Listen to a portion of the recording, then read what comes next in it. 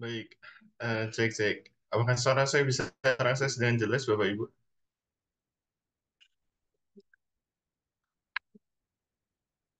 Kami ucapkan ahlan wa sahlan kepada Bapak Ibu yang sudah hadir pada kesempatan pagi hari ini di Madrasah Baitullah. Yang insya Allah pada pagi hari ini kita akan melangsungkan kelas Madrasah Baitullah yang mengusung tema kehidupan di Madinah membangun masyarakat baru dan perjanjian dengan Yahudi. Bagaimana ketika Rasulullah membangun masyarakat Madinah ketika setelah hijrah begitu ya.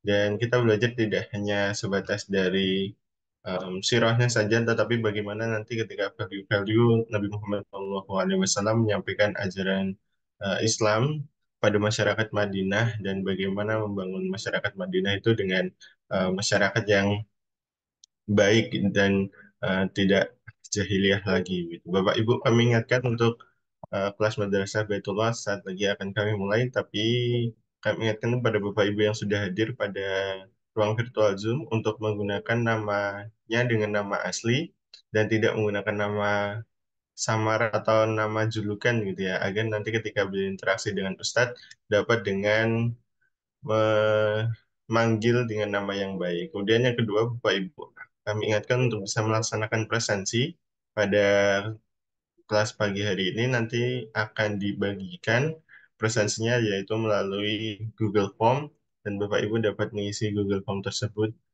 sehingga kehadiran Bapak Ibu bisa tercatat. Kemudian kami ingatkan untuk bisa memute mikrofonnya agar nanti ketika Ustadz menyampaikan materinya dapat dengan nyaman dan tidak terganggu akan suara-suara dari luar begitu.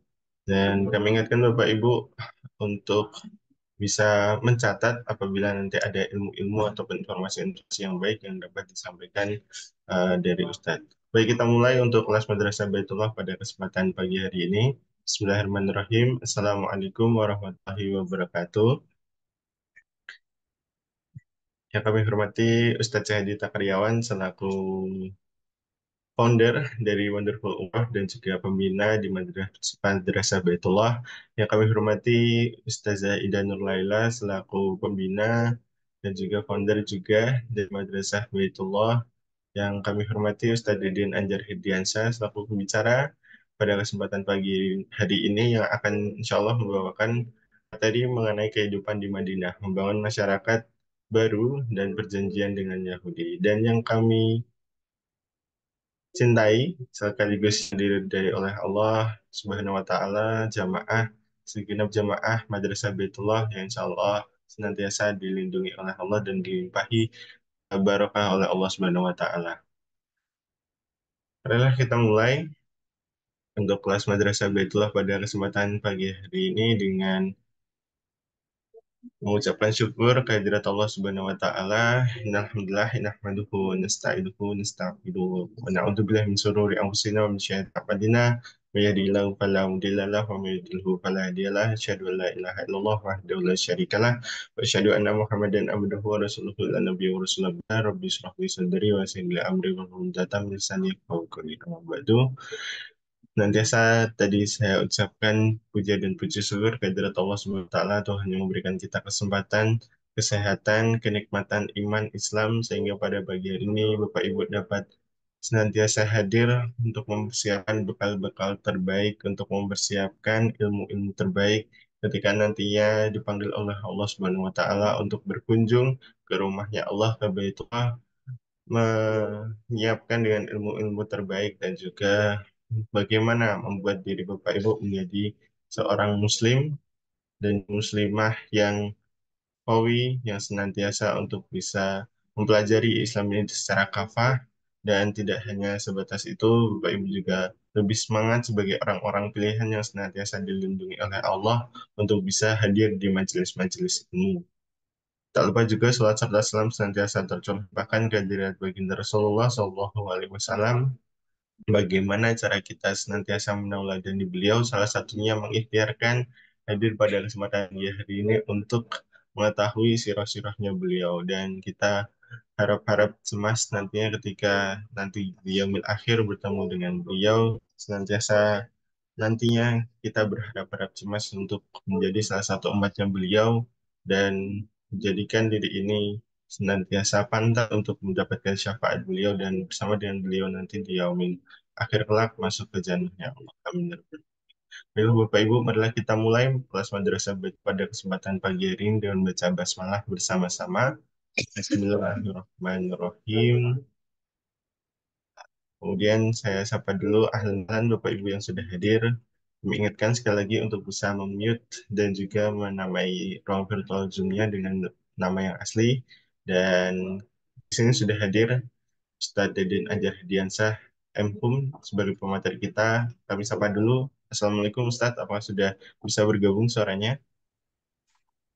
Waalaikumsalam warahmatullahi wabarakatuh, Mas Nizar. Baik, sudah jelas Ustadz. Langsung saja untuk materi kita pada kesempatan tiga hari ini yang akan disampaikan oleh Ustadz Deden Anjar Hadiansah, MHUM, mengenai bagaimana membangun masyarakat kehidupan di Madinah, membangun masyarakat baru dan perjanjian dengan Yahudi. Pada Ustadz Deden Anjar Hadiansah, MHUM, kami silakan. Baik, syukran. Bismillahirrahmanirrahim. Assalamualaikum warahmatullahi wabarakatuh. Waalaikumsalam warahmatullahi wabarakatuh. Alhamdulillahilladzi arsala rasulahu bil huda wa dinil haq liyudhhirahu ala dini kullihi wa kafa billahi syahida. Asyhadu an la ilaha illallah wahdahu la syarika lah. Syahadatan arjun najata minal adzabil alim wal fawza bin na'imil muqim. Wa asyhadu anna Muhammadan abduhu wa rasuluhul mab'utsu rahmatan lil alamin.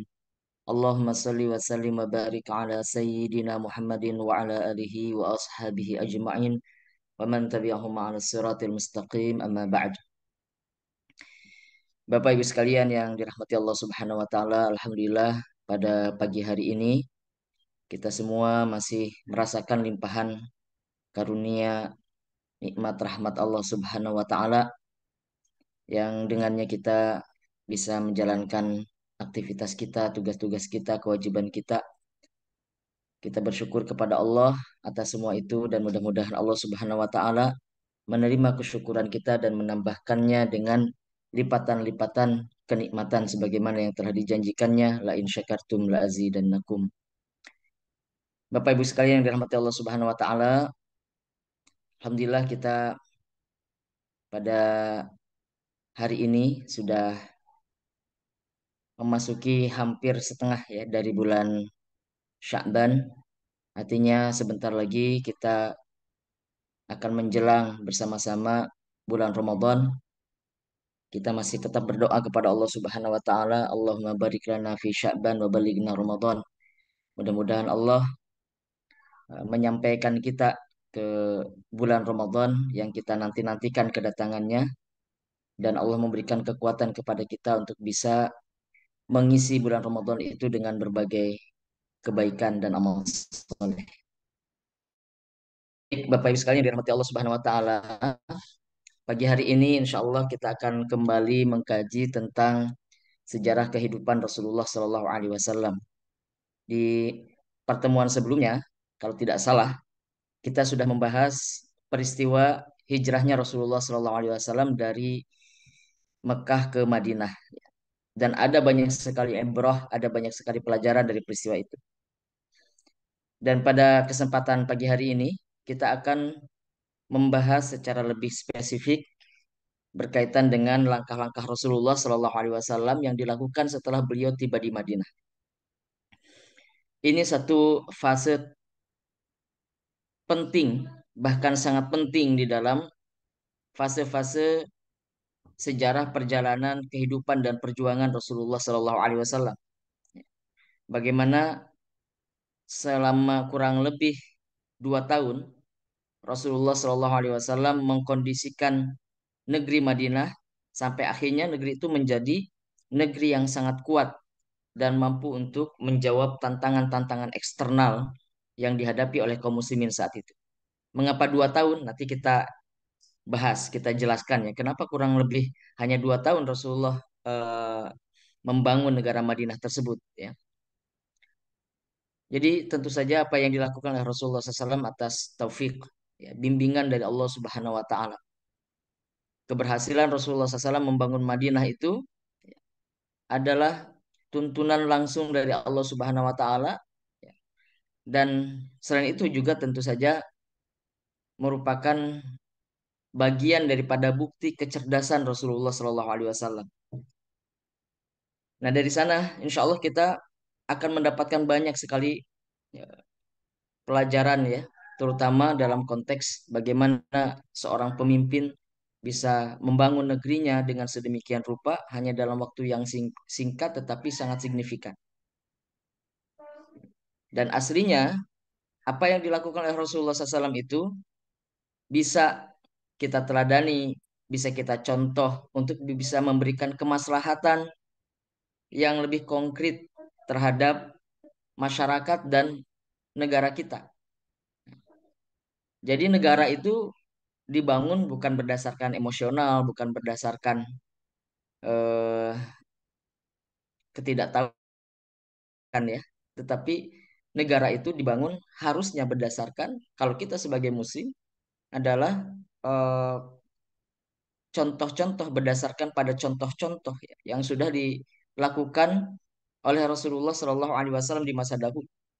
Jadi Rasulullah SAW itu sudah memberikan banyak sekali keteladanan, banyak sekali contoh ya, bagi kita semua, tidak hanya dalam perkara-perkara yang sifatnya pribadi ya. Bagaimana kita tidur, bagaimana kita makan, bagaimana kita beribadah, sholat dan sebagainya gitu. Tidak sekedar dalam hal-hal itu saja, tetapi dalam perkara bagaimana beliau memimpin sebuah pasukan, bagaimana beliau membangun sebuah negara, itu juga sudah dicontohkan oleh Rasulullah SAW. Tapi sayang tidak banyak pemimpin negeri yang mengambil ibrah, mengambil pelajaran, dan kemudian mengkontekskannya pada hari ini dari peristiwa-peristiwa yang sudah dilakukan atau yang dilalui oleh Rasulullah SAW dan dari contoh-contoh yang sudah dilakukan oleh Rasulullah SAW. Dalam hal ini eh, berkaitan dengan bagaimana Rasulullah SAW membangun negara Madinah. Sekali lagi, Rasulullah hanya membutuhkan waktu 2 tahun untuk menjadikan Madinah itu sebagai negara yang kuat dan siap untuk menghadapi tantangan-tantangan eksternal. Nah, baik, Bapak Ibu sekalian yang dirahmati Allah Subhanahu wa taala, saya kira sudah jamak dipahami ya. Saya yakin sebagian besar Bapak Ibu sekalian sudah banyak mendengar secara umum langkah-langkah apa saja yang dilakukan oleh Rasulullah SAW ketika tiba di Madinah ya. Yang pertama bisa kita sebutkan yaitu membangun masjid ya. Yang kedua, muakhoh, mempersaudarakan antara muhajirin dan ansor. Yang ketiga, mengikat perjanjian dengan seluruh elemen masyarakat Madinah. Yang kemudian poin-poin perjanjiannya di dalam sejarah kalau di negeri kita disebut sebagai Piagam Madinah. Kemudian yang keempat, membangun pasar. Nah, itu secara umum kita sudah banyak mengetahui. Nah, tapi kita akan mencoba untuk lebih mendetailkan beberapa langkah yang dilakukan oleh Rasulullah SAW itu. Sekaligus nanti kita akan mencoba mengambil ibrah, mengambil pelajaran dari langkah-langkah yang dilakukan oleh Rasulullah SAW tersebut. Ya.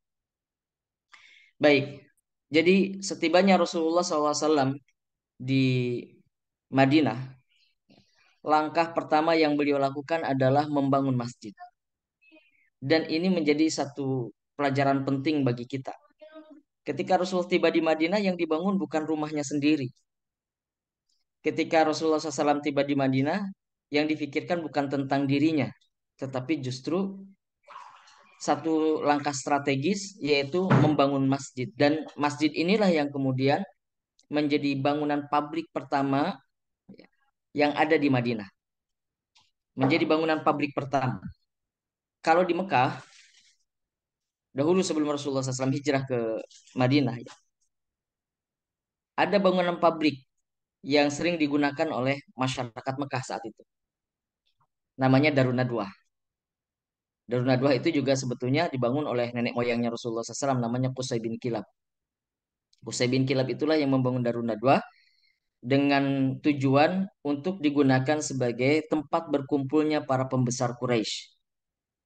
Mereka di sana bermusyawarah, mereka berdiskusi, mereka memikirkan persoalan-persoalan yang berkaitan dengan kaumnya, dengan sukunya. Disitulah mereka kemudian berkumpul dan membahas itu semua. di Darun Nadwa. Jadi bangunan publik yang ada di Mekah itu Darun Nadwa. Tapi bangunan publik yang pertama yang ada di Madinah adalah masjid, Masjid Nabawi, yang dibangun oleh Rasulullah SAW di atas tanah Bani Najjar, ya, penduduk asli Madinah.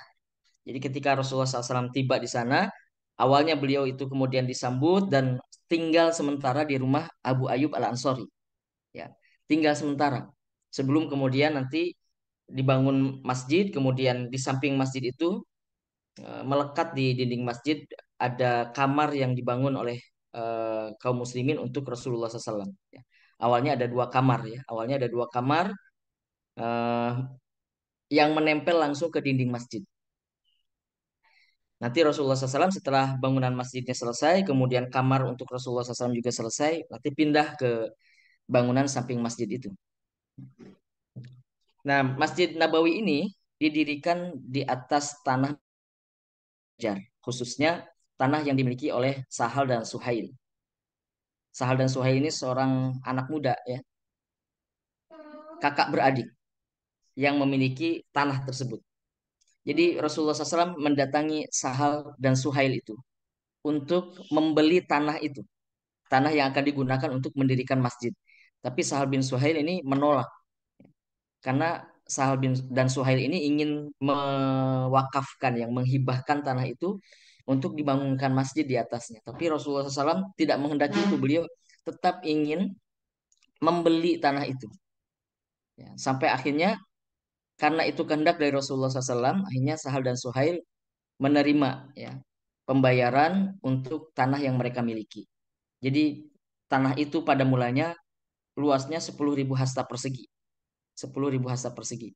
Kemudian tanah itu dibeli oleh uangnya Abu Bakar. Kita perhatikan ya. Tanah yang digunakan untuk membangun Masjid Nabawi pada mulanya itu, ya, itu dibeli oleh Abu Bakar.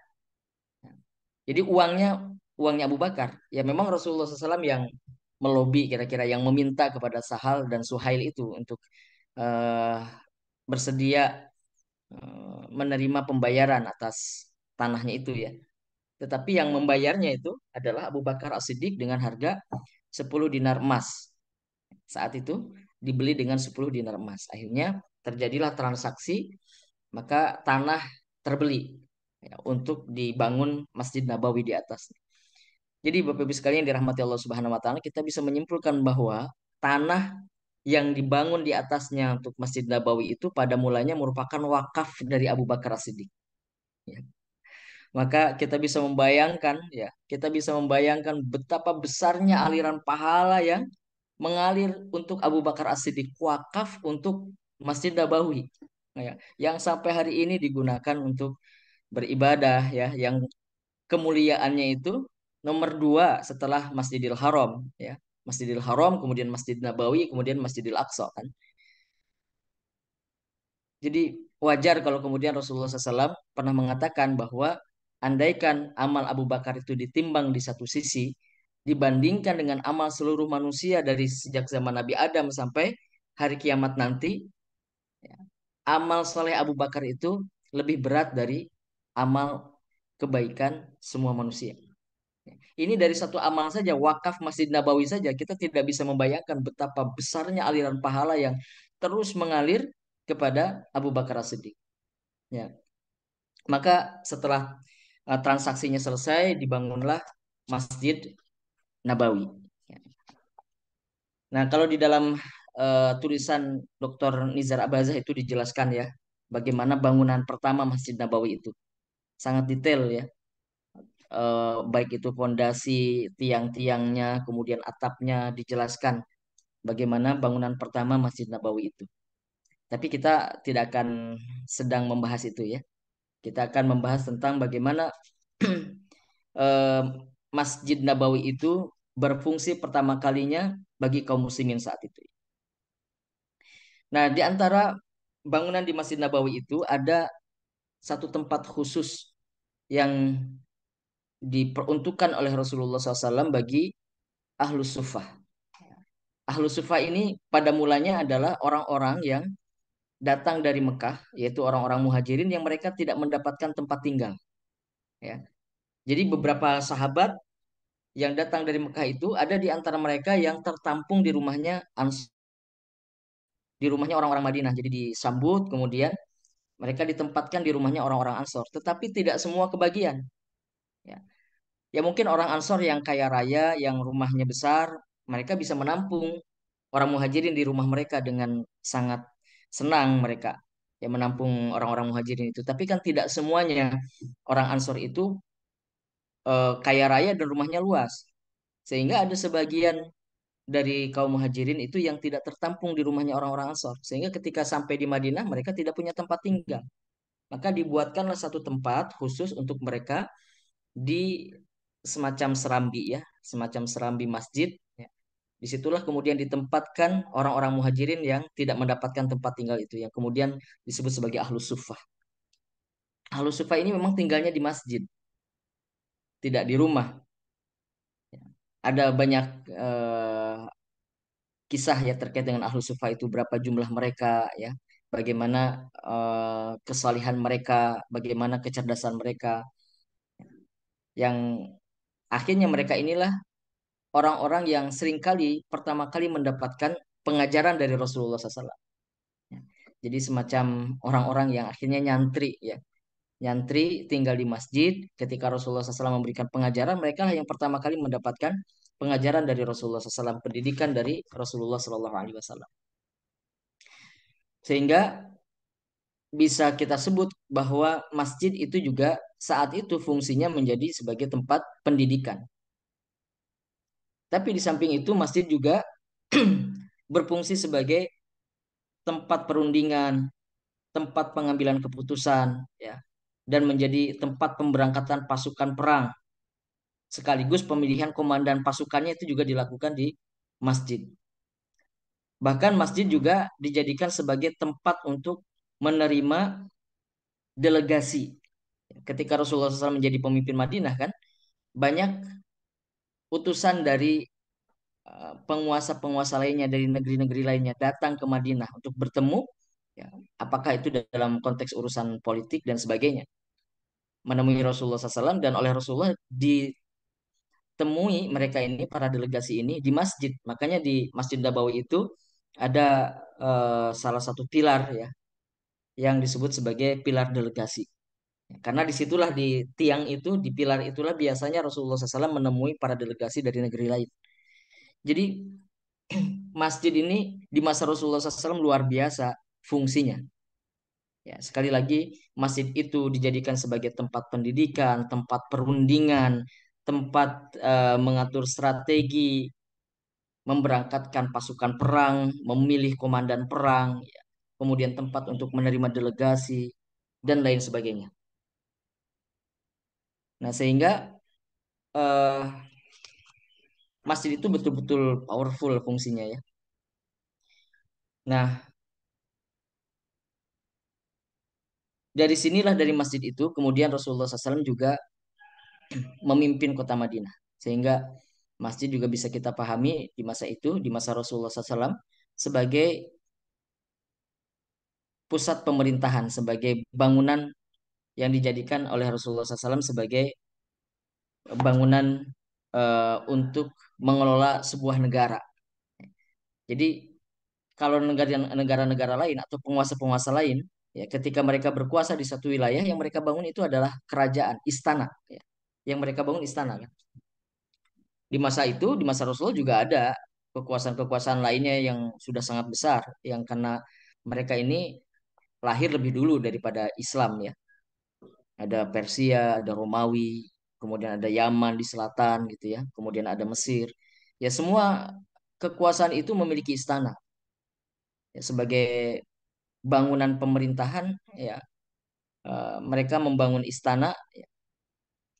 Tapi bagi Rasulullah SAW yang dibangun tidak lagi istana, tetapi masjid. Ya. Masjid itulah yang bagi kaum muslimin adalah istananya. Istananya kaum muslimin itu adalah masjid. Pusat pemerintahannya di masjid. Pusat pergerakannya, dinamikanya, sentrum aktivitasnya di masjid.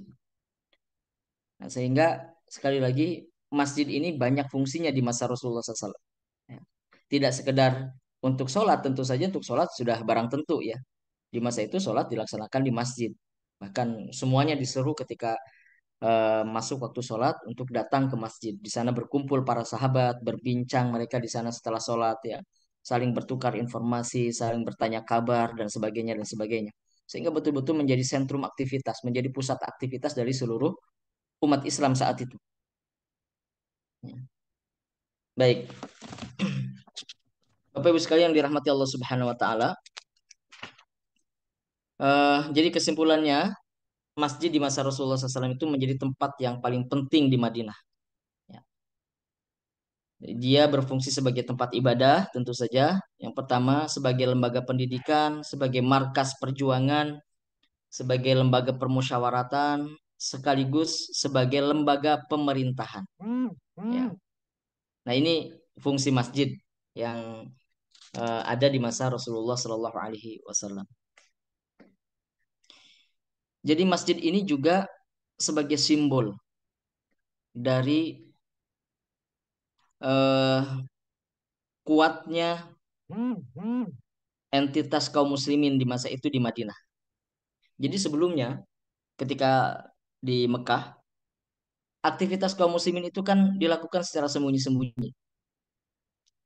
Pada umumnya mereka berkumpul ya, para sahabat kaum muslimin itu berkumpul di Darul Arqam, tempat yang dirahasiakan, sembunyi-sembunyi. Karena saat itu kondisi kaum muslimin masih tertekan. Tapi ketika di Madinah, aktivitas itu dilakukan secara terbuka di masjid. Ya, dihadiri banyak orang, disaksikan oleh banyak orang. Bahkan eh, tawanan-tawanan perang nanti di masa-masa setelahnya ya, ketika kaum muslimin sudah masuk pada masa pertempuran ya, sejak tahun kedua perang Badar, perang Uhud, perang Khandaq dan seterusnya itu, ketika kaum muslimin mendapatkan tawanan perang, itu tawanan perangnya itu diikat di depan masjid ya. Diikatnya di halaman masjid untuk supaya bisa melihat bagaimana aktivitas kaum muslimin kesehariannya. Setidaknya dalam 5 kali sholat ya.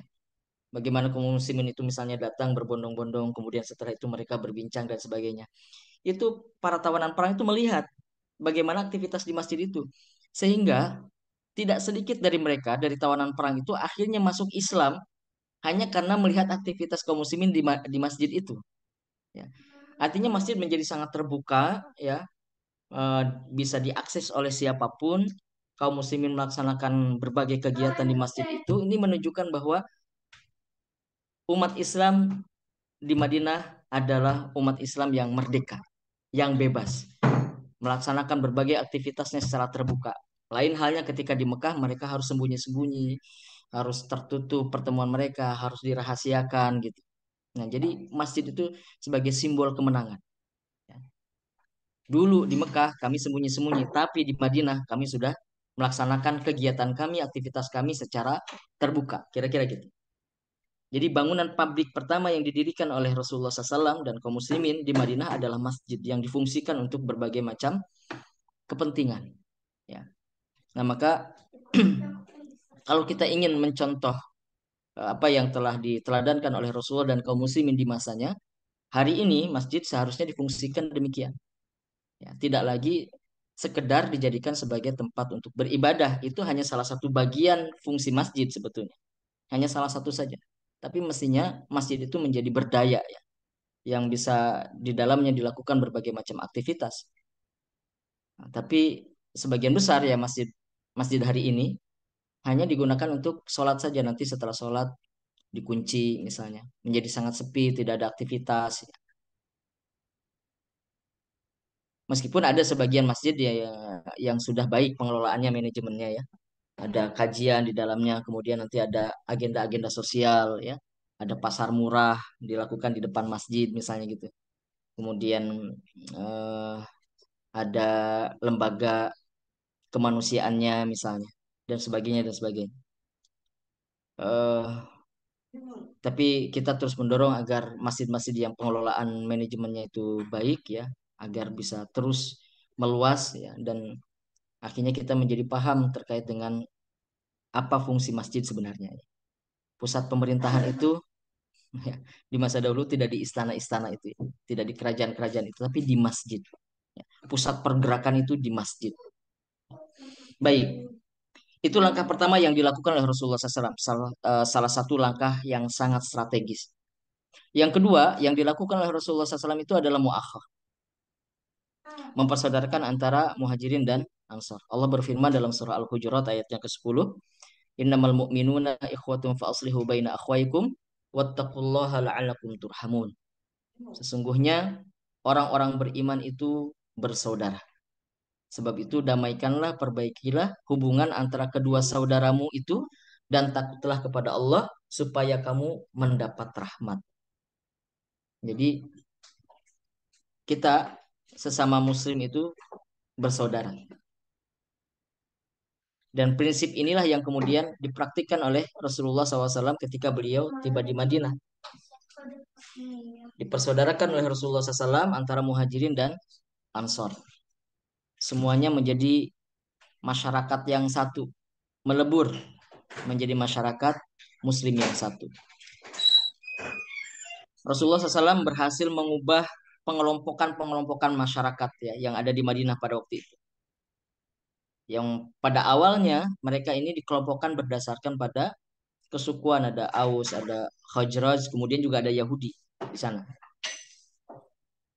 Berubah nanti pengelompokannya, varietasnya bergeser ya, yang tadinya berdasarkan pada kesukuan Aus, Khazraj, kemudian Yahudi, nanti bergeser di Madinah itu pengelompokannya berdasarkan pada keyakinan, yaitu ada Muslim, ada munafik, ada kafir. Ya, ada Muslim, ada munafik, ada kafir. Nah, yang dilakukan oleh Rasulullah SAW terkait dengan mu'akhah ini sebetulnya bahkan di dalam kitab yang ditulis oleh Munir Muhammad Al-Ghadban gitu ya, dalam kitab At-Tarbiyah Al-Qiyadiyah disebutkan bahwa rupanya Rasulullah SAW itu sudah melakukan mu'akhah, mempersaudarakan antara sesama muslim itu sejak Rasulullah berada di Mekah. Jadi ketika di Mekah itu mempersaudarakan tentu saja antara sahabat muhajirin dengan muhajirin ya. Artinya ini sebelum terjadinya peristiwa hijrah, sesama penduduk Mekah yang muslim. Sahabat ini dipersaudarakan dengan sahabat ini bersaudarakan dengan sahabat ini gitu. Artinya kita bisa menyimpulkan bahwa mu'akhah ini dianggap menjadi satu hal yang sangat penting ya, bagi Rasulullah SAW, dipersaudarakan itu, dipasang-pasangkan, kamu saudaranya ini, kamu saudaranya ini. Nah, ketika Rasulullah hijrah ke Madinah itu juga dilakukan. Yang dilakukan adalah antara muhajirin dan ansor. Ya, kalau ketika di Mekah ya antara orang Mekah dengan orang Mekah yang sudah menjadi mukmin. Ya. Nah, ketika kaum muhajirin itu tiba di Madinah, mereka ini sebetulnya mengalami berbagai macam kesulitan ya, baik secara ekonomi, sosial maupun kesehatan. Ya, kalau dalam sejarah ya banyak dikisahkan ketika muhajirin sampai pertama kali di Madinah itu mereka mengalami demam. Ya, kalau dalam sejarah disebutnya sebagai demam Madinah. Karena tampaknya ada perbedaan suhu. Ya, ada perbedaan suhu cuaca yang ada di Madinah dengan suhu yang ada di Mekah. Jadi mereka mengalami penyesuaian diri ya, dengan alamnya Madinah. Banyak yang sakit ketika sampai di Madinah itu. Nah, secara ekonomi mereka mengalami kesulitan karena uh, mereka meninggalkan aset mereka di Mekah. Jadi ketika datang ke Madinah itu banyak di antara mereka yang tidak membawa apapun. Bahkan hanya membawa sehelai pakaian yang melekat di tubuhnya. Selebihnya mereka tidak punya apa-apa. Oleh sebab itulah kemudian orang-orang Ansor inilah yang banyak memberikan bantuan pertolongan kepada muhajirin. Mereka adalah orang-orang yang memiliki jasa besar ya, terhadap orang-orang muhajirin. Digambarkan oleh Allah Subhanahu wa taala di dalam surah Al-Hasyr ayat yang ke-9. A'udzubillahi minasyaitonirrajim. Walladzina tabawwa'ud dar wal imana min qablihim yuhibbuna man hajara ilaihim wa la yajiduna fi sudurihim hajatan mimma utu wa yu'thiruna ala anfusihim walau kana bihim khassasah wa may yuqashuha nafsihi faulaika humul muflihun. Dan orang-orang yang telah menempati kota Madinah itu sebelumnya, yaitu orang-orang Ansor, walladzina tabawwad dara wal imana, dan mereka beriman, ya, itu orang-orang Ansor yang beriman, ya, min qablihim, ya, sebelum kedatangan orang-orang muhajirin itu, yuhibbuna man hajara ilaihim. Mereka itu orang-orang Ansor itu yuhibbuna man hajara ilaihim, mencintai orang-orang yang berhijrah kepada mereka. Yaitu mencintai orang-orang muhajirin. Orang Ansor itu mencintai orang-orang muhajirin. Wala yajiduna fi sudurihim hajatan mimma utu, dan tidak didapati di dalam dada mereka itu satu keinginan apapun. Jadi tidak ada tendensi apapun ketika orang-orang Ansor itu memberikan pertolongan banyak hal kepada orang-orang Muhajirin, itu tidak dilandasi atas keinginan atau pamrih suatu saat nanti orang Muhajirin itu akan membalas mereka.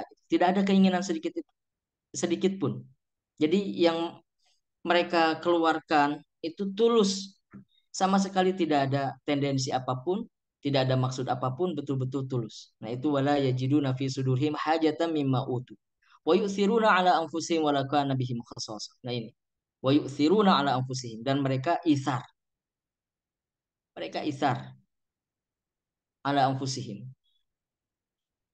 Isar itu artinya adalah mendahulukan kepentingan kebutuhan saudaranya dibandingkan kepentingan dirinya. Itu isar. Dan para ulama mengatakan bahwa ithar itu merupakan tingkatan tertinggi dalam ukhuwah. Sedangkan yang paling rendahnya, tingkatan paling rendahnya dalam ukhuwah itu adalah salamatus sodar. Ya, berlapang dada. Jadi tingkatan terendah dalam berukhuwah itu adalah berlapang dada atas kekurangan saudara kita. Nah, kita menyadari ketika kita berinteraksi, bergaul dengan saudara-saudara kita sesama muslim, masihlah kita mendapati ada kekurangan-kekurangan pada diri mereka. Dan kita berlapang dada atas kekurangan itu namanya salamatus sodar. Ya. Kita menyadari itu, sebagaimana kita menyadari bahwa kita juga di dalam pandangan mereka, dalam pandangan saudara-saudara kita sesama muslim juga punya kekurangan. Makanya saling menerima kekurangan sesama muslim itu, nah itulah salamatus sodar. Itu tingkatan paling rendah, kata para ulama, itu tingkatan paling rendah di dalam berukhuwah. Tapi tingkatan paling tingginya adalah ketika kita lebih mendahulukan kepentingan saudara kita dibandingkan dengan kepentingan diri kita sendiri. Itu namanya isar. Nah, orang-orang Ansor itu derajat ukhuwahnya, level ukhuwahnya terhadap muhajirin itu sudah sampai pada level tertinggi. Wa yu'thiruna ala anfusihim walau kana bihim khassasah, meskipun mereka sebetulnya membutuhkan. Ya. Orang-orang Ansor ini bukan yang kaya-kaya amat yang mereka sudah pasif income, kira-kira gitu ya, sudah melimpah-limpah hartanya gitu. Tidak, mereka juga sebetulnya membutuhkan, tetapi itu tidak lebih mereka prioritaskan. Kebutuhan mereka itu tidak lebih prioritaskan dibandingkan dengan bantuan yang mereka berikan kepada orang-orang muhajirin. Wa may yuqashuha nafsihi faulaika humul muflihun. Barang siapa yang terpelihara dari kekikiran dirinya, maka itulah orang-orang yang beruntung. Nah, jadi ini sikap orang-orang Ansor terhadap muhajirin. Gambarannya yang seringkali diceritakan dalam sejarah ya adalah tentang Abdurrahman bin Auf dan Sa'ad bin Rabi. Abdurrahman bin Auf itu adalah salah satu muhajirin, ya. Dia orang Mekah yang hijrah ke Madinah. Sedangkan Sa'ad bin Rabi itu Ansar, orang Madinah. Dipersaudarakan oleh Rasulullah SAW antara Abdurrahman bin Auf dan Sa'ad bin Rabi. Nah, saat itu Sa'ad bin Rabi dikatakan sebagai orang yang paling kaya dari salah satu orang paling kaya dari kalangan Ansor. Maka ketika dipersaudarakan dengan Abdurrahman bin Auf, Sa'ad bin Rabi ini mengatakan kepada Abdurrahman, ya, wahai saudaraku, saya memiliki tanah yang cukup luas. Kata Sa'ad bin Rabi, mari kita bagi dua, setengahnya untukku, setengahnya lagi untukmu. Dan saya juga memiliki dua orang istri. Silahkan mana yang menurutmu paling menarik, akan aku ceraikan dia, nanti setelah masa idahnya habis, akan aku nikahkan denganmu. Bayangkan. Ya, jadi Sa'ad bin Rabi ini tidak sekedar memikirkan kebutuhan materinya bagi Abdurrahman bin Auf itu. bahwa Abdurrahman bin Auf tentu saja sebagai manusia membutuhkan materi untuk bisa bekerja, ya, untuk bisa mendapatkan penghasilan.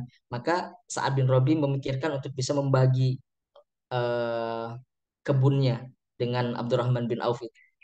Setengahnya untuk saya, setengahnya untuk Anda gitu. Tidak hanya itu, tetapi yang difikirkan tidak hanya kebutuhan materi, tetapi kebutuhan batinnya, kebutuhan biologisnya juga difikirkan oleh Sa'ad bin Rabi. Ketika dia mengatakan, saya punya dua istri, mana yang menurut engkau paling menarik, akan aku ceraikan dia. Nanti setelah masa idahnya habis, akan aku nikahkan engkau dengannya. Memikirkan kebutuhan batinnya, kebutuhan batin saudaranya. Dipikirkan juga oleh Sa'ad bin Rabi itu menjadi satu gambarannya. Mengapa kemudian Allah mengatakan di dalam surah Al-Hasyr ayat yang 9 itu ya. Wa yu'thiruna ala anfusihim walau kana bihim khasasah. Jadi difikirkan seluruh kebutuhan orang muhajirin itu oleh orang-orang Ansar. Ditampung di rumahnya, dipenuhi semua kebutuhannya. Itu kan tidak mudah. Bapak Ibu bisa membayangkan kalau ada tamu datang ke rumah kita, kita tidak kenal sebelumnya, bukan saudara kita, bukan kerabat kita, bukan teman kita, ya hanya sesama muslim datang ke rumah kita. Kemudian mau tinggal di rumah kita dalam waktu yang tidak ditentukan, tidak ada batasnya, entah sampai kapan.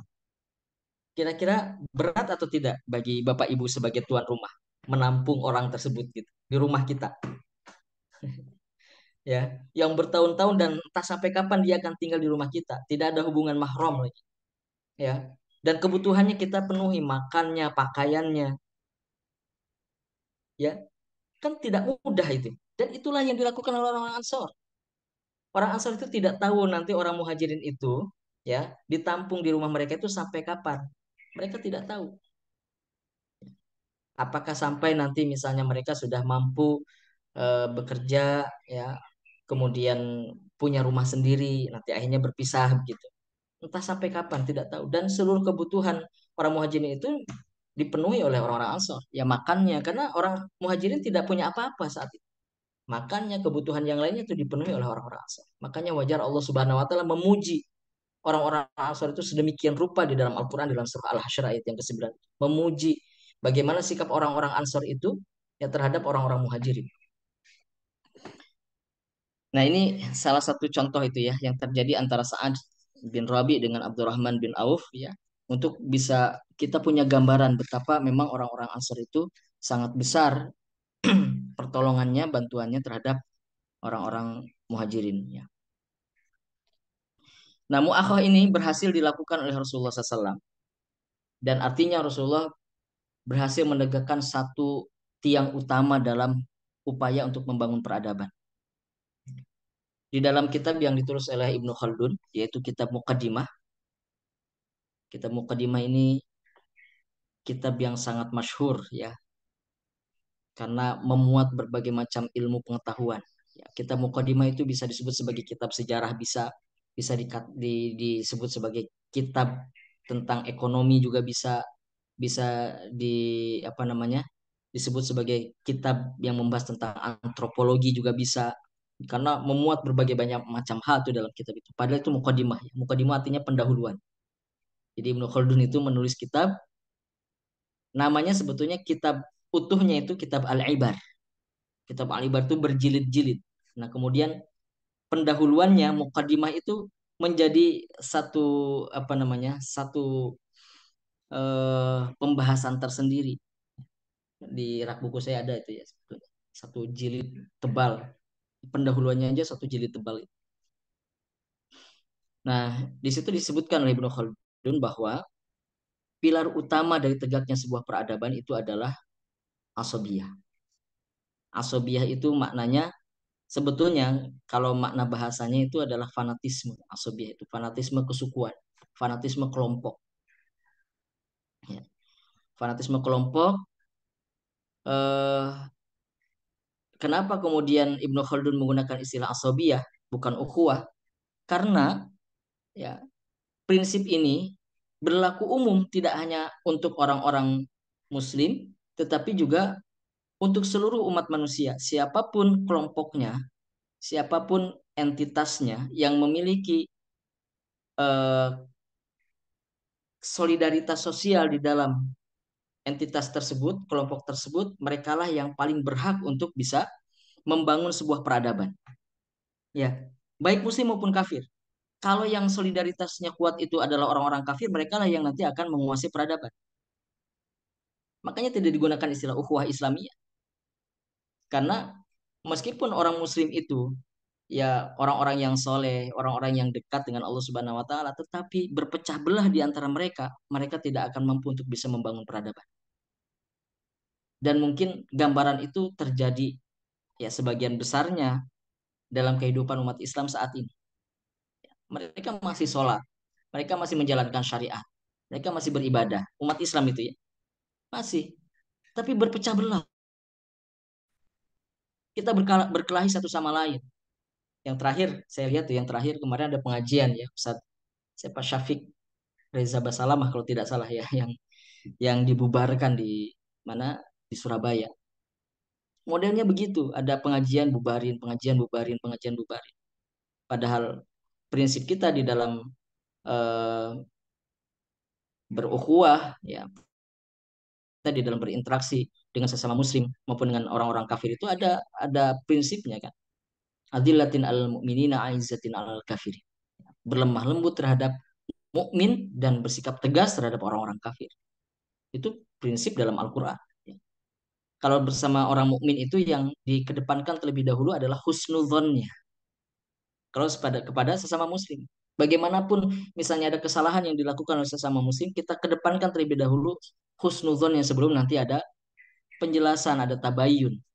Nah ini lain. Tabayunnya nanti belakangan nomor sekian, yang penting berantem dulu, nah gitu. Ya, yang dikedepankan, yang dimunculkan suudzon terus sesama kaum muslimin. Nah itu fenomenanya hari ini. Maka kalau keadaannya tetap tidak berubah seperti ini, layak umat Islam itu tidak punya peradaban. Ya, itu ini yang disampaikan oleh Ibnu Khaldun ini adalah prinsip-prinsip yang beliau bangun berdasarkan pada pengalaman-pengalaman empiris jatuh bangunnya sebuah peradaban dari peradaban-peradaban kuno terlebih dahulu. Ya. Beliau kemudian menyimpulkan apa faktor-faktor yang bisa membangun sebuah peradaban, apa faktor-faktor yang bisa meruntuhkannya. Ya, di antara faktor yang bisa menegakkan sebuah peradaban itu adalah solidaritas sosial asobiah itu. Baik, maka langkah yang dilakukan oleh Rasulullah SAW ini sangat strategis ya. Setelah membangun masjid, dijadikan sebagai sentrum aktivitas, beliau melakukan mu'akhah, mempersaudarakan muhajirin dan ansor untuk membangun solidaritas sosial di antara sesama umat Islam di Madinah pada waktu itu. Dan berhasil karena Rasulullah sampai eh, bisa membangun ukhuwah itu pada level tertingginya yaitu isar.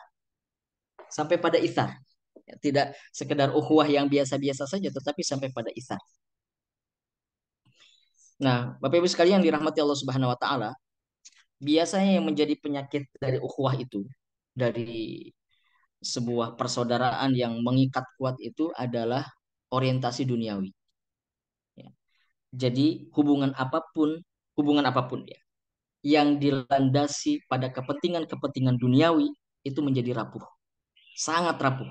Nanti ada persoalan sedikit, pecah kongsi. Nah, gitu. Begitu dalam muamalah juga begitu. Dalam muamalah kita berbisnis bareng-bareng, kalau nanti landasannya adalah ansih semata-mata berdasarkan pada kepentingan duniawi, biasanya rapuh. Hubungan itu rapuh. Ya. Tapi kalau kita mengikatkan persaudaraan itu pada hubungan-hubungan yang berkaitan dengan keimanan kita, berkaitan dengan akhirat, maka dia akan lebih abadi, ya. Dia akan lebih kuat. Baik. Jadi Ibnu Khaldun itu mengatakan ya, tidak ada kedaulatan tanpa solidaritas sosial. Semua bangsa yang bangkit menjadi sebuah kekuatan besar selalu berawal dari persamaan nasib, persamaan pikiran, persamaan gerak langkah, dan persamaan perjuangan. Ya, dari semua itulah mereka membentuk ikatan solidaritas sosial. Semakin murni sebab-sebab yang melandasinya dari unsur duniawi, kita perhatikan ya. Semakin murni sebab-sebab yang melandasinya dari unsur duniawi, maka semakin kuat ikatannya. Sebaliknya, jika solidaritas sosial itu dilandasi kepentingan-kepentingan duniawi, maka akan menjadi sangat rapuh ikatannya. Baik. Nah, adapun ikatan antara muhajirin dan ansor itu berdasarkan pada ikatan-ikatan ukhrawi. Makanya kan di dalam Al-Quran disebutkan tadi dalam surah Al-Hasyr ya, Al-Hasyr ya. Wala yajiduna fi sudurihim hajatan mimma utu. Tidak didapati keinginan apapun, tendensi apapun ya dalam hati orang-orang Ansor atas apa yang telah mereka berikan kepada orang-orang Muhajirin. Jadi tulus, ikhlas, betul-betul tidak ada maksud apapun, tidak ada tujuan apapun, tidak pamrih, tidak mengharapkan suatu saat nanti orang Muhajirin itu akan membalas mereka, gitu. Tidak ada. Nah, inilah landasannya sehingga kokoh kuat ikatannya. Baik. Nah, ini yang kedua. Yang dilakukan oleh Rasulullah SAW itu adalah muakhah. Yang ketiga, membangun pasar dengan tujuan untuk memperkuat sektor ekonomi masyarakat Madinah. Sebelum kedatangan Rasulullah di Madinah, sebetulnya di Madinah itu sudah ada pasar. Ada pasar Safasib, ada pasar Zabalah, ada pasar Mazahim, ya. Tetapi pasar yang paling besar itu adalah pasar Bani Qaynuqa. Pasar yang di orang-orang Yahudi. Ya, tampaknya dari dulu orang-orang Yahudi itu menguasai pasar ya sampai hari ini. Yang menguasai perekonomian dunia itu sebagian besarnya adalah orang-orang Yahudi. Nah, di Madinah waktu itu yang menguasai pasarnya itu adalah orang-orang Yahudi, pasar Bani Qainuqa. Tapi di dalamnya ya terdapat riba, ada goror, ya praktek-praktek yang akhirnya merugikan salah satu pihak dan menguntungkan pihak lainnya, gitu. Jadi tidak berdasarkan syariat tentu saja ya. Ada tipuan, goror ya, ada riba dan sebagainya. Nah, tentu ini tidak sesuai dengan prinsip-prinsip Islam. Sehingga saat itu kemudian Rasulullah SAW berinisiatif untuk membuat pasar alternatif. Atau kalau bahasa lebih kasarnya pasar tandingan gitu. Untuk pasar Bani Qainuqa ini. Namanya adalah pasar Bani Al-Khail. Ya, disebut nanti kemudian hari menjadi pasar Bani Al-Khail. Nah, ada prinsip-prinsip yang menjadi landasan bagi Rasulullah SAW dalam membangun pasar itu ya. Yang kemudian akhirnya pasar ini bisa menggeser dominasi pasar Bani Qainuqa ya, yang tadinya paling besar di Madinah menjadi beralih dominasinya ke pasar Bani Al-Khail itu. Ya, ini menjadi pasar yang paling utama di Madinah. Pasar Bani Al-Khail yang dibangun oleh Rasulullah SAW itu. Mohon maaf, Baki Al-Khail bukan Bani Al-Khail, Baki Al-Khail. Nah, prinsip-prinsipnya yang pertama dalam membangun pasar itu Rasulullah tidak memungut pajak bagi para pedagang. Ya. Berbeda dengan di pasar Bani Qainuqa ada pajaknya. Ya, sekarang juga begitu ya. Ternyata kalau kita makan atau belanja di mana kan suka ada PPN-nya. Ya, karena pedagangnya dikenai pajak. Di masa Rasulullah SAW tidak ada pajak bagi para pedagang. Sehingga eh, ketika tidak ada pungutan pajak itu, ya, banyak para pedagang yang pindah dari pasar-pasar yang lain tadi itu ya ada pasar Mazahim, ada pasar Safasif ya. Termasuk juga dari pasar Bani Qainuqa itu pindah karena di pasar Baki Al Khail itu tidak ada pajaknya di situ. Sehingga konsekuensi yang lain adalah barang-barang di pasar itu menjadi murah. Ya, karena tidak ada pajak, menjadi murah. Barang-barangnya menjadi lebih murah sehingga secara otomatis para pembeli itu juga pindah akhirnya karena barang di pasar yang lain itu lebih mahal dan pasar di Baki Al Khail itu menjadi lebih murah dari yang lainnya. Jadi berbondong-bondonglah para pedagang pindah, para pembeli juga pindah ke pasar Baki Al Khair. Itu yang pertama karena tidak ada pungutan pajak. Yang kedua, tidak memperbolehkan mendirikan bangunan di pasar. Jadi bangunannya itu apa namanya? Tempatnya bukan bangunannya. Tempatnya itu adalah lapang, tanah lapang gitu. Jadi semacam bukalapak gelar tikar gitu. Gelar tikar, tidak ada bangunan-bangunan di situ. Nah, sehingga ini eh, memudahkan bagi siapapun, ya. Termasuk juga bagi para pedagang. Ya. Tidak harus membangun sebuah bangunan yang memakan biaya gitu. Tinggal menggelar kain saja kemudian menyajikan barang dagangannya di sana. Nah, sehingga tidak ada orang yang dapat memonopoli kepemilikan lahan di pasar. Tidak ada yang bisa memonopoli kepemilikan lahan di pasar. Mendirikan bangunan gitu tidak ada. Baik. Kemudian yang ketiga itu melarang para pedagang untuk mengkafling tempat. Jadi setiap hari itu bisa berubah tempatnya. Nanti yang misalnya jualan pakaian di sini besok berada di pojok sana gitu. Tergantung siapa yang duluan yang datang. Sehingga ini mendorong para pedagang itu untuk punya etos, untuk punya semangat berdagang pagi-pagian. Siapa yang lebih dahulu datang, dialah yang berhak untuk bisa menempati yang tempat yang paling strategis gitu kira-kira. Jadi tidak ada kafling. Jadi bisa berubah-ubah tempatnya. Ya. Yang keempat, yang terakhir adalah Rasulullah memilih tempat yang paling strategis, ya, untuk dijadikan sebagai tempat jual beli itu, untuk dijadikan pasar itu tempat yang strategis. Jadi sebagaimana kita ketahui, Madinah itu kan berada di utara Mekah, dan orang-orang Mekah mereka semuanya adalah pedagang. Ya. Ketika mereka berdagang di musim panas, mereka akan menuju ke wilayah utara ke negeri Syam. Dan untuk sampai ke negeri Syam harus melewati Madinah. Ya, harus melewati Madinah. Sehingga Madinah ini menjadi kota yang terlewati dalam rute perdagangan itu. Nah, Rasulullah SAW memilihkan tempat yang dekat dengan rute perdagangan Mekah dan Syam, sehingga sering terlewati. Nah, dan itu menjadi tempat yang strategis. Sehingga dalam waktu yang cukup singkat akhirnya pasar Baqi Al-Khail itu bisa menggeser dominasi pasar Bani Qainuqa. Nah, ini menjadi uh, penguat ya sektor ekonomi masyarakat Muslim Madinah khususnya ya. Masyarakat Muslim Madinah karena sebelumnya pasar sekali lagi didominasi oleh orang-orang Yahudi. Kemudian yang terakhir, ya, langkah yang terakhir. Jadi langkah yang ketiga adalah membangun pasar. Yang terakhir adalah memperkokoh sektor politik atau menegakkan kedaulatan politik ya. Jadi yang dilakukan oleh Rasulullah SAW dalam hal ini adalah mengikat perjanjian, kesepakatan dengan seluruh elemen masyarakat Madinah, termasuk di dalamnya adalah orang-orang Yahudi. Kemudian kesepakatan ini disebut dalam sejarah, dinamai dalam sejarah sebagai Piagam Madinah. Nah, Piagam Madinah ini secara umum sebuah dokumen ya yang memuat 47 poin perjanjian. Sekali lagi 47 poin perjanjian. Nah, 23 poinnya itu perjanjian yang mengikat antara sesama muslim. Jadi aturan-aturan ya, aturan-aturan yang mengikat antara sesama muslim. Hal apa saja yang harus dilakukan, hal apa saja yang tidak boleh dilakukan. Kemudian 24 sisanya itu perjanjian antara kaum muslim dengan Yahudi. Jadi lebih banyak tuh. Lebih banyak satu poin. Ya. Perjanjian antara kaum muslim dengan Yahudi itu ada 24, sedangkan muslim dengan muslim itu 23 poin. Nah, kesepakatan inilah yang menjadi undang-undang. Menjadi undang-undang yang berlaku di Madinah saat itu. Pelanggaran terhadap perjanjian itu ya berarti pelanggaran terhadap undang-undang. Ya.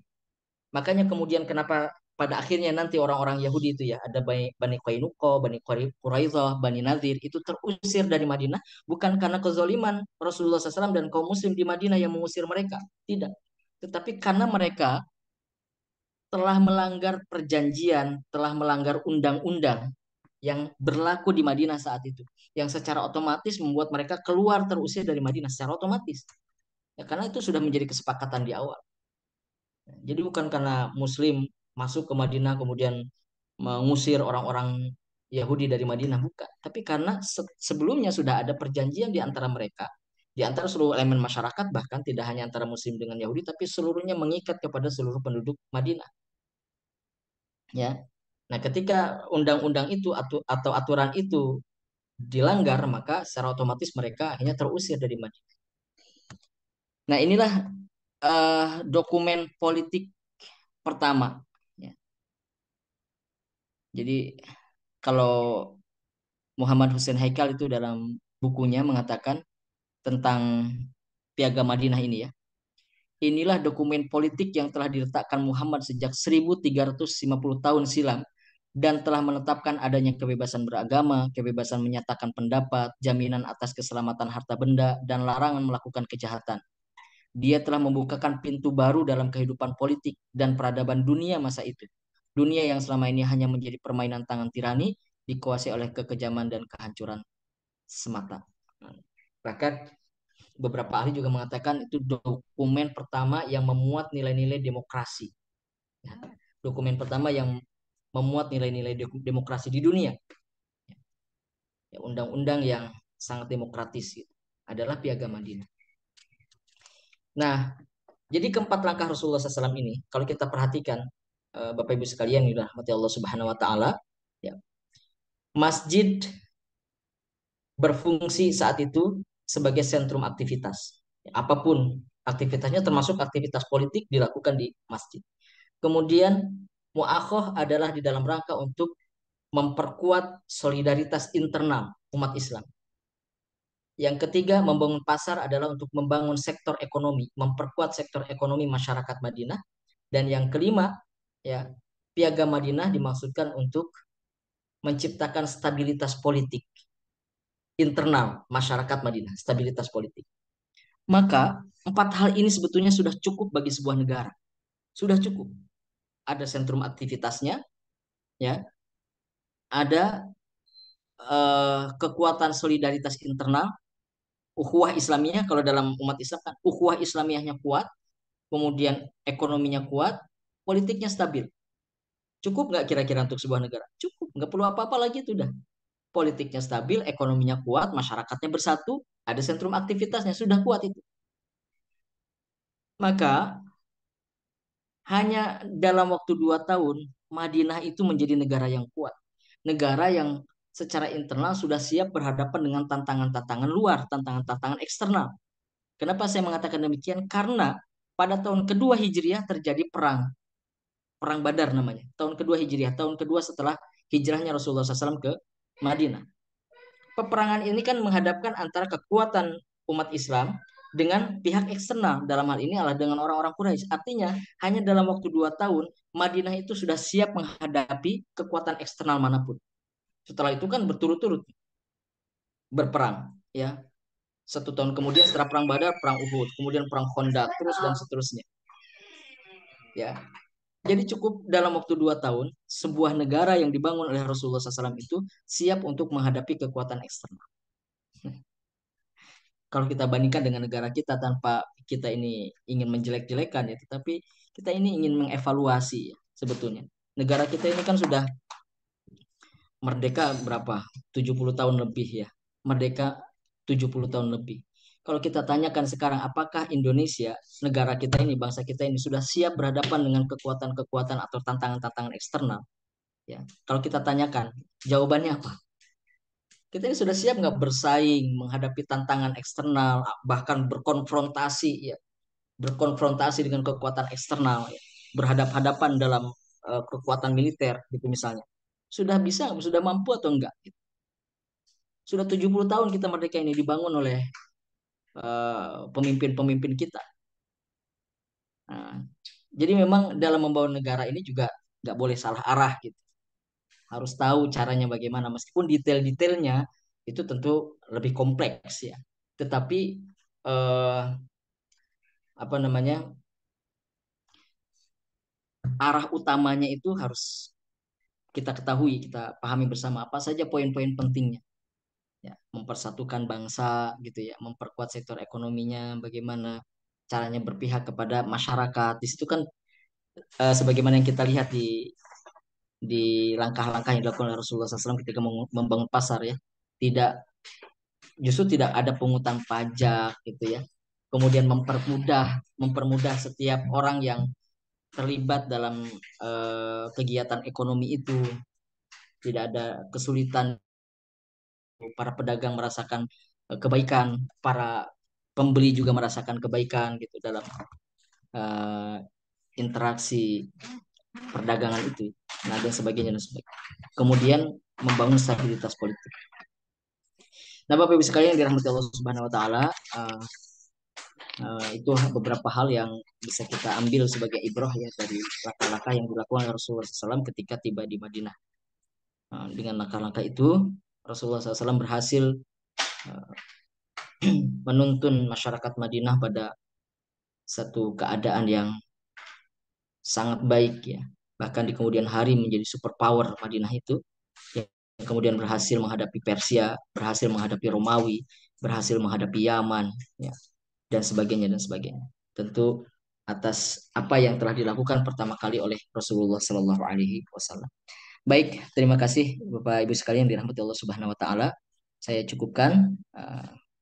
Mudah-mudahan kita semua bisa mengambil ibrah sebanyak-banyaknya dari perjalanan hidup Rasulullah SAW sebagai tuntunan hidup kita.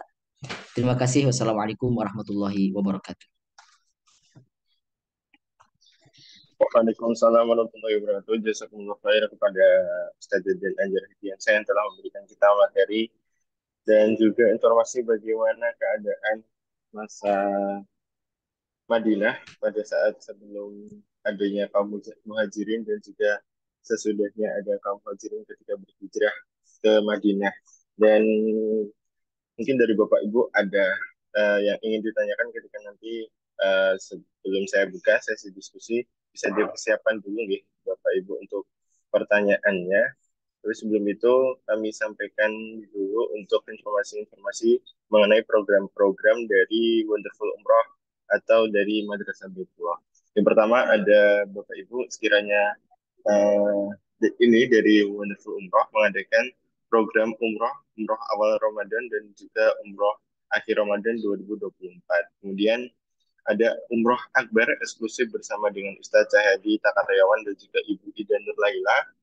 Ini akan ada di bulan Syawal di tahun 2024 hanya sekitar 29 jutaan. Nah, mari ketika Bapak Ibu sudah menyiapkan untuk bisa umroh, kiranya di bulan Syawal ini bisa ikutan hanya sekitar 29 jutaan. Segera untuk bisa mendaftar kan terbatas untuk program yang satu ini. Kemudian ada program haji, yaitu haji khusus daftarnya sekarang berangkatnya 6 sampai 7 tahun lagi, kemudian haji Furoda daftar sekarang berangkatnya tahun depan. Kemudian Bapak Ibu, untuk Umrah juga membuka kemitraan bagi hasil profit dan juga ada tools pembinaan, marketing tools juga, serta ada kesempatan untuk gratis bisa berangkat umroh bersama dengan Wonderful Umroh. Maka dari itu, Bapak Ibu yang berkenan untuk bermitra bersama dengan Wonderful Umroh dapat bergabung menghubungi nomor admin karena semua bisa ke tanah suci ya, tidak ada batasan apapun ketika sudah memang diniatkan untuk bicara tanah suci dan Allah sudah ijabahi, sudah ridhoi untuk bicara tanah suci, maka siapapun bisa ke tanah suci. Baik Bapak Ibu, kami lanjutkan untuk sesi diskusi pada kesempatan pagi hari ini. Jadi Bapak Ibu berkenan untuk bisa bertanya, kami silakan untuk bisa menuliskan pertanyaannya di kolom komentar atau bisa raise hand kemudian langsung berinteraksi dengan Ustadz Dedi. Kami silakan Bapak Ibu, apakah ada pertanyaan untuk sesi diskusi kita pada pagi hari ini?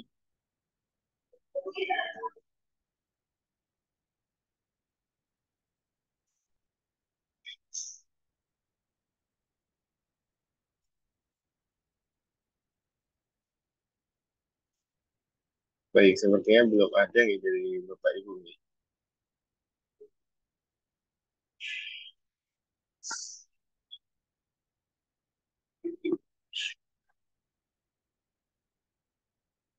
Apakah ada? Oh, ada satu. Baik, kami silakan untuk Bapak Ali Hindarto nih. Ustadz, Baik, diperkenankan untuk bisa bertanya. Silakan Bapak. baik, terima kasih Ustadz eh, atas waktunya. Kalau tadi salah satu pilar ini ya pada waktu membangun di Madinah adalah membangun pasar ya. Saat awal awal ini kan eh, apa, Ustadz Abdurrahman kok Abdurrahman yang ini Ustadz pada waktu dia dipersaudarakan akan ada mempersaudarakan Muslim dengan apa sahabat yang hijrah dengan yang ketempatan ya. Abdurrahman bin Auf ya, yang dia minta ditawari untuk harta untuk memilih, tapi dia oh nggak perlu, saya tunjukkan pasar aja untuk untuk berusaha ya. Apakah yang berarti yang membangun pasar tadi bukan pasar Yahudi Ustadz ya, berarti pasar baru berarti ya. Ya, Ustadz. Yang mana Pak?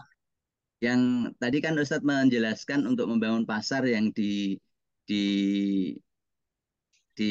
ini ya di Madinah, Ya. yang itu membangun pasar baru atau pasar yang sudah didominasi oleh Yahudi tadi Ustadz.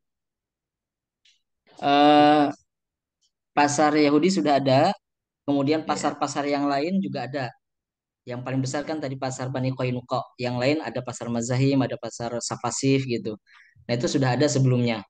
Nah kemudian Rasulullah membangun pasar baru. Pasar baru, Hmm. tempatnya berbeda, ya sistem yang dilaksanakan di dalam transaksi jual beli juga berbeda ya. Nah itu pasarnya pasar baru yang dibangun oleh Rasulullah SAW. Tapi Abdurrahman bin Auf ketika beliau menyatakan saya tidak perlu mendapatkan bantuan seperti itu gitu. Cukup tunjukkan pasarnya kepadaku. Nah, memang itu beliau bergabungnya di pasar yang sudah ada di situ. Abdurrahman bin Auf itu. Pasar ada, tapi tidak disebutkan di mana ya, pasar yang mana. Di situ kan ada beberapa pasar, ada pasar Safasif tadi Mazahim ya, dan seterusnya itu.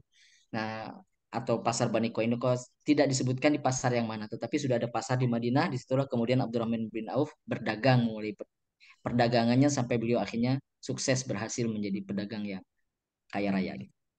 Demikian Pak. Baik, jazakallah Ustadz. Bayakum. Baik, terima kasih Bapak Ali Hindarto atas pertanyaannya. Kiranya dari Bapak Ibu ada lagi pertanyaan untuk bisa ditanyakan ke Ustadz. Sangat luar biasa sekali ya materi kita pada pagi hari ini.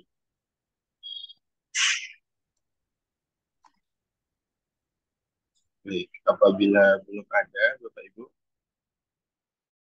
silakan untuk Ustadz Deden, sekiranya mungkin ada closing statement atau bisa untuk kalimat penutup materi kita pada kesempatan pagi hari ini. Kami silakan Ustadz. Baik. Baik, seluruhnya dari perjalanan hidup Rasulullah SAW itu adalah keteladanan dia. Tidak hanya dalam persoalan-persoalan yang sifatnya pribadi, personal, tetapi pada persoalan-persoalan yang sifatnya eh, mengurusi hajat orang banyak. Dalam hal ini bagaimana bernegara, bagaimana memimpin, sebetulnya sudah ada contohnya pada diri Rasulullah SAW. Maka pagi hari ini kita belajar tentang bagaimana seorang negarawan, sebagai seorang pemimpin, sebagai seorang presiden, kalau sekarang ya, mengatur negaranya, membangun kedaulatannya. Kedaulatan yang mandiri, yang tidak terikat, tunduk kepada siapapun, kedaulatan yang dibangun oleh kecerdasan, kedaulatan yang dibangun oleh keikhlasan, taufik dari Allah Subhanahu wa taala. Sehingga Madinah menjadi prototipe sampai sekarang, ya, harusnya menjadi prototipe sebuah negara ya, yang ideal bagi kita. Tentu saja kontekstualisasinya itu menjadi sangat beragam ya. Tetapi panduan-panduan umumnya sudah dicontohkan oleh Rasulullah SAW bagaimana negara itu dibangun, bagaimana kedaulatan itu dibangun. Sehingga dari sana kita mudah-mudahan bisa mendapatkan pelajaran ya bagi kehidupan kita, terutama dalam kehidupan berbangsa bernegara. Baik, terima kasih. Baik, jazakumullah khair Ustaz Deden atas penyampaian closing statement-nya. Dan telah sampaikan Bapak Ibu kita di penghujung acara Majelis Abidri pada kesempatan pagi hari ini. Sekiranya tidak ada lagi yang disampaikan dari Bapak Ibu, pertanyaan dan bisa diskusi kita cukupkan. Kita akhiri sesi Madrasah Baitul pada kesempatan pagi ini dengan baca Alhamdulillah bersama-sama. Alhamdulillah Rabbil Alamin. Subhanallah wa bihamdika asyhadu an la ilaha illa anta astaghfiruka wa atubu ilaik. Terima kasih atas kehadirannya. Semoga senantiasa diberikan kesehatan dan semangat untuk bisa menimba ilmu. Yang kesempatan terbaik itulah amal-amal terbaik kita juga bisa kita ikhtiarkan untuk mencapai ridho Allah Subhanahu wa taala. Terima kasih, saya mewakili panitia bertugas, ada kurang lebih mohon maaf. Sekian, Assalamualaikum warahmatullahi wabarakatuh. Waalaikumsalam. Waalaikumsalam warahmatullahi wabarakatuh. Jazakallah khairan Jazakallah Ustadz. Ustaz. Jazakumullah khair. Jazakumullah. semuanya. Syukron. Mohon pamit Bapak Ibu. Biasa. Mohon pamit Bu Ida. Assalamualaikum.